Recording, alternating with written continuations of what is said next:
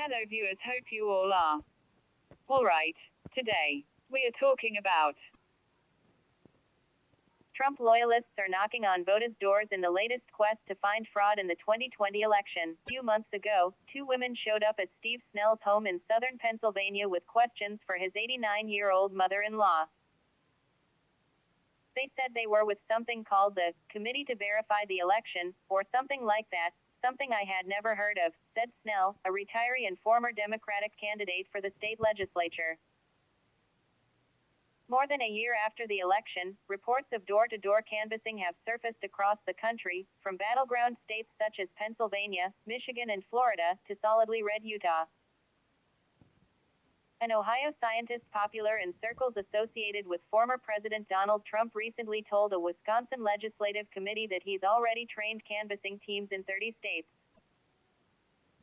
These so-called citizen canvasses are the latest twist in the effort by Trump's supporters to advance claims, pushed by the former president himself, that he lost the 2020 election through voter fraud. Federal, state and location election officials all have said there's no evidence of widespread election fraud that would have affected the outcome of the presidential election.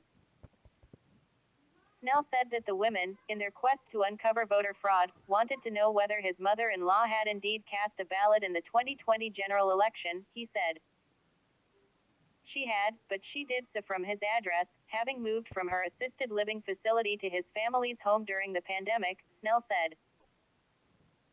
They were looking for something that didn't exist, Snell said this week. It's an example, from my perspective, of the crazy, illogical things that people believe because the man at the top, Donald Trump, said it was so.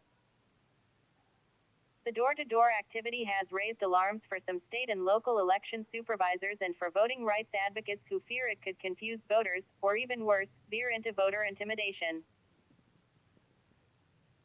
As attempts to audit the 2020 election results have stalled or failed to produce the optics election deniers have sought, they have changed their tactics, said Matthew Masterson, a former senior cybersecurity advisor with the Department of Homeland Security who worked on election security issues.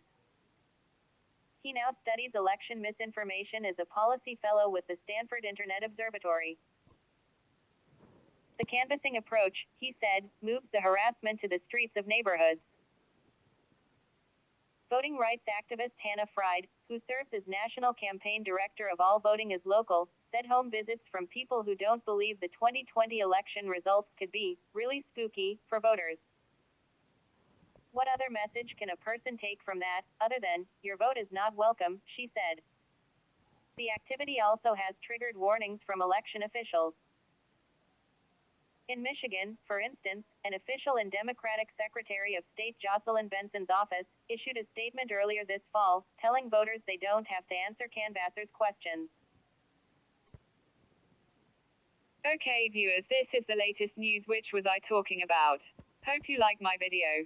Please subscribe my channel and also press the bell button. It may cause a notification of my new videos in your mobile.